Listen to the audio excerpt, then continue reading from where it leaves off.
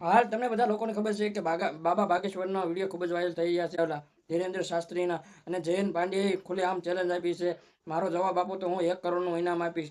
હાલ તમે જોતા હશો કે આ જયંત પાંડ્યાનો આ સાબિત વિડીયો કરી ખૂબ જ આપે વાયરલ થઈ ગયો છે. તો અમે જો 50 લાખનું ને 1 કરોડનું ઇનામ જાહેર કર્યું છે. તો વિડીયો તમે જોયો હશે કે જયંત પાંડ્યાએ ખુલ્લેઆમ ધીરેન્દ્ર શાસ્ત્રીને ખુલ્લેઆમ ચેલેન્જ આપી છે કે મારો જવાબ તમે આપી દો ને એટલે હું તમને 50 લાખ રૂપિયા આપીશ અને હું મારું વિજ્ઞાન જાતા બંધ કરી દઈશ, એવું કહી રહ્યા છે.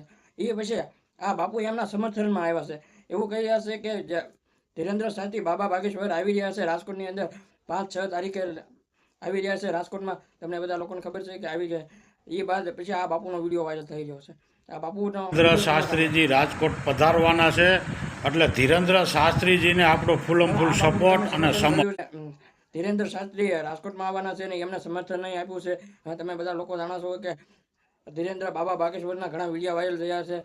વિજ્ઞાન જાતિયાવાળાને આ જયંત પાંડ્યાના વિડીયો વાયરલ થયા. એ પછી એક બાપુના પણ વિડીયો વાયરલ થઈ રહ્યા છે કે એ એમ બોલતા થાય કે ધર્મના નામે અંધશ્રદ્ધા ફેલાવી રહ્યા છે અને વિજ્ઞાન જાતિયા તે ખુલ્લેઆમ ચેલેન્જ આપી દીધી છે. આમ એવું બોલે તમે પણ શોખી છો.